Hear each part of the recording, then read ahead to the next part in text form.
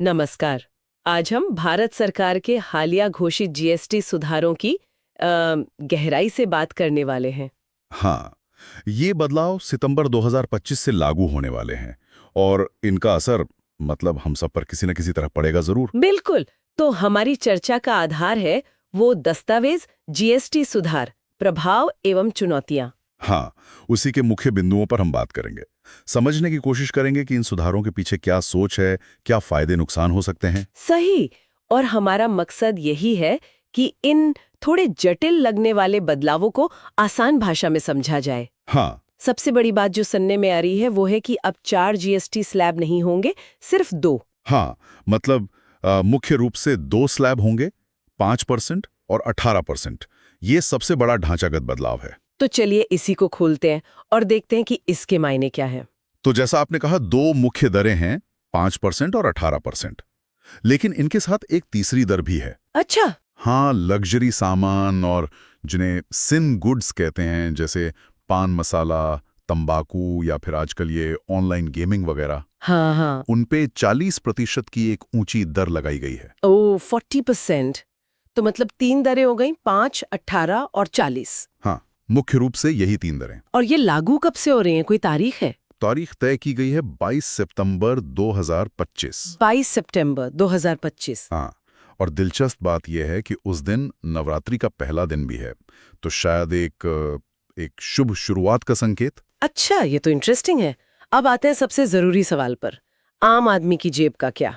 मतलब क्या सस्ता होगा, क्या महंगा? हाँ, ये सबसे अहम सवाल है। सुनने में तो यही आ रहा है कि रोजमर्रा की जरूरत की चीजें सस्ती होने वाली हैं। बिल्कुल, इस पर काफी फोकस दिख रहा है।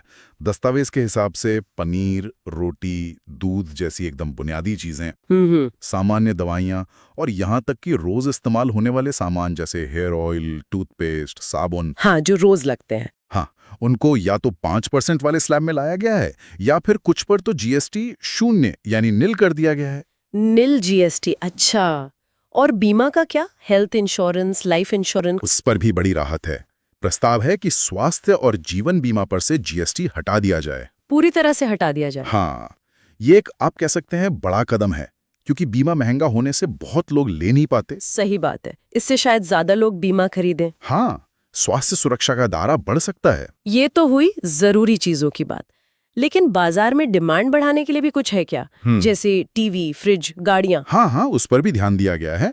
जो छोटे घरेलू उपकरण हैं जैसे टीवी, एसी, फ्रिज वगैरह, और छोटी गाड़ियां और कंस्ट्रक्शन के लिए बहुत जरूरी सीमेंट, हाँ। इन सब पर जो अभी 28% की दर है, उसे घटाकर 18% करने की बात है। ओ, 28 से सीधा 18? हाँ, सोच साफ है कि लोग ज्यादा खरीदें, खपत बढ़े, अर्थव्यवस्था को बूस्ट मिले। ये तो बड़ा जंप है।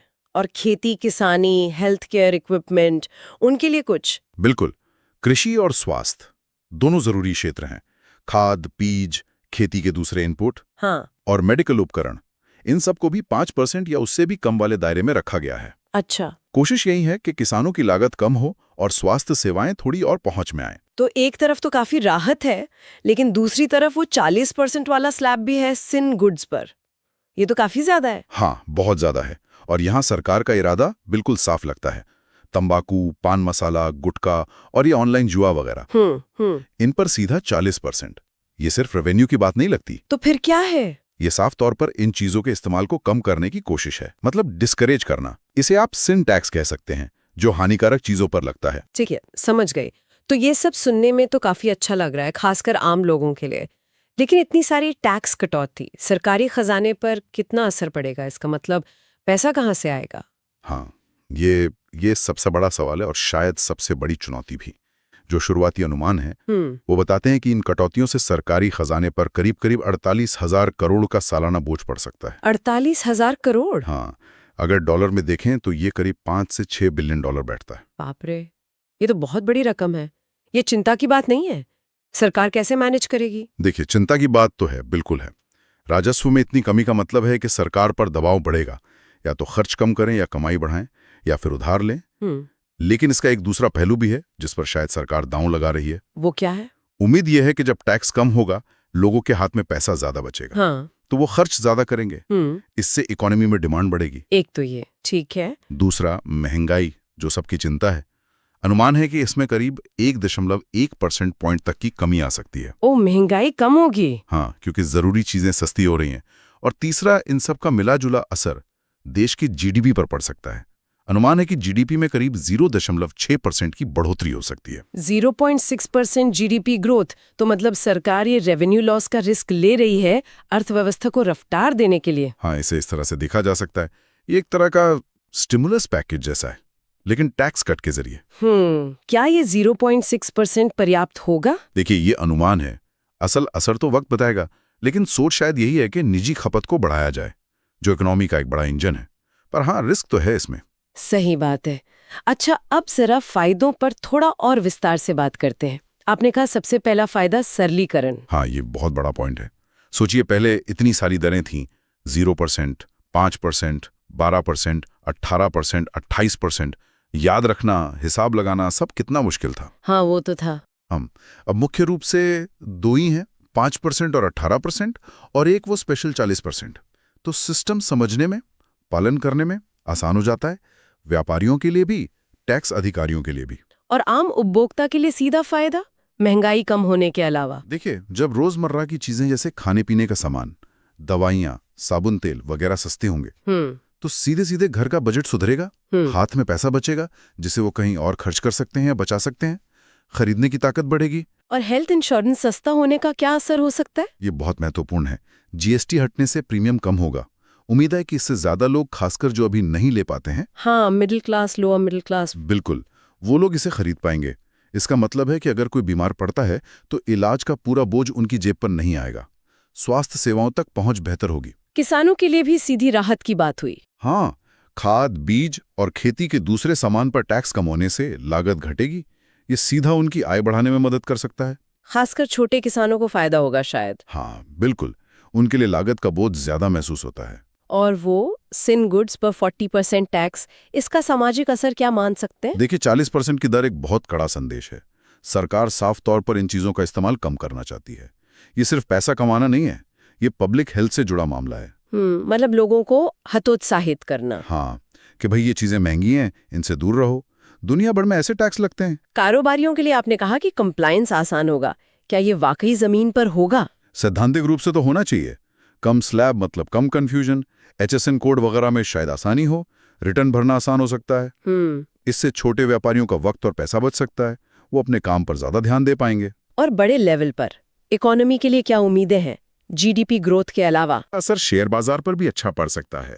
कुल मिलाकर ये कदम इकोनॉमी को एक धक्का देने की क्षमता रखते हैं। फायदे तो काफी गिना दिए, पर अब जरा मुश्किलों की बात करें। चुनौतियां क्या हैं? सबसे पहले तो वही रेवेन्यू लॉस, 48,000 करोड़।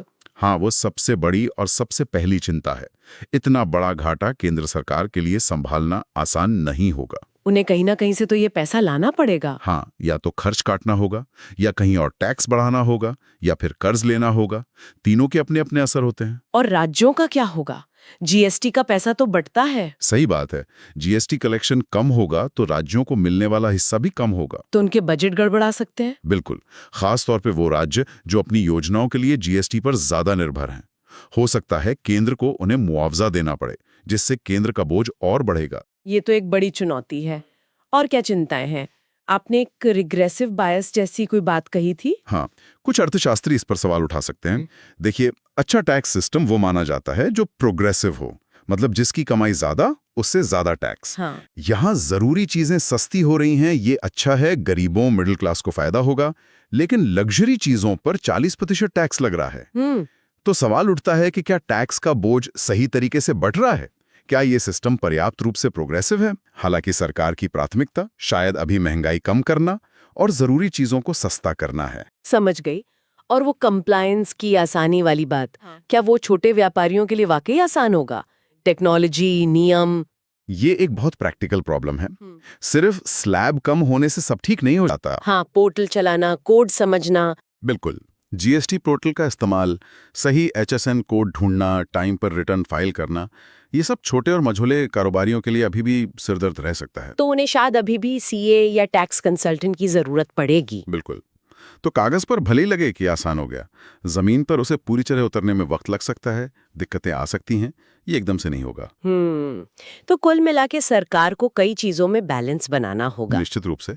एक तरफ सामाजिक लक्ष्य हैं, महंगाई कम करना, स्वास्थ्य, कृषि को मदद देना, सिन गुड्स रोकना, और दूसरी तरफ वित्तीय अनुशासन बनाए रखना है, रेवेन्यू घाटा संभालना है, राज्यों को साथ लेकर चलना है और टैक्स सिस्टम को फेयर भी रखना है। इन सब के बीच संतुलन साधना ही असली चुनौती है। चलिए, तो अब तक जो हमने बात की उसका एक सार निकालते हैं। क्या रहे मुख्य फायदे और नुकसान? देखिए, अगर ढांचे की बात करें तो 2 स्लैब से सिस्टम सरल और साफ हुआ है, ये एक बड़ा प्लस पॉइंट है। पर हो सकता है कुछ इंडस्ट्रीज इस बात से खुश ना हो कि उन्हें किस स्लैब में डाला गया है। उपभोक्ता के लिए रोजमर्रा की चीजें सस्ती होना, महंगाई कम होना, ये फायदे हैं।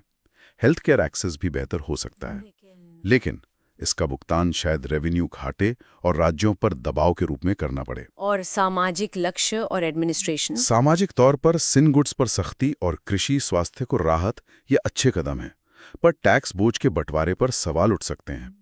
एडमिनिस्ट्रेशन के लिहाज से कंप्लायंस आसान होना चाहिए थ्योरी में, पर प्रैक्टिकल दिक्कतें खासकर एसएमईज के लिए बनी रह सकती हैं। और ओवरऑल इकोनॉमी के लिए उम्मीदें तो पॉजिटिव हैं, जीडीपी बढ़ेगी, डिमांड बढ़ेगी, लेकिन ये सब रेवेन्यू घाटे के जोखिम के साथ है, जो लंबे समय में दिक्कत दे सकता है। तो कुल मिला के कह सकते हैं कि ये जीएसटी सुधार एक महत्वपूर्ण कदम है, सिस्टम को आसान बनाने, आम लोगों को राहत देने और कुछ जरूरी सेक्टर्स को बूस्ट देने की दिशा में। हाँ, बिल्कुल, फायदे साफ दिखते हैं। पर चुनौतियां भी उतनी ही वास्तविक है, खासकर पैसे वाली बात, रेवेन्यू वाली। एकदम।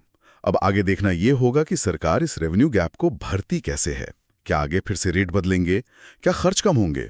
और सबसे जरूरी, लंबे समय में इन बदलावों का भारत की इकोनॉमिक ग्रोथ, नौकरियों और सामाजिक बराबरी पर क्या असर पड़ता है? सही कहा। और जाते जाते एक सवाल छोड़ जाते हैं सोचने के लिए, ये बदलाव हमारे अपने खर्च करने और बचाने के तरीकों को कैसे बदल सकते हैं? क्या लोग वाकई ज्यादा खर्च करेंगे या अनिश्चितता देखकर बचत ज्यादा करेंगे? ये दिलचस्प सवाल है। और क्या अर्थव्यवस्था के कुछ ऐसे कोने हो सकते हैं जहां इन सुधारों के कुछ ऐसे नतीजे निकले जिनकी उम्मीद न की गई हो, अच्छे या बुरे? इन सवालों पर सोचते रहिएगा। बिल्कुल। आज के लिए इतना ही। धन्यवाद।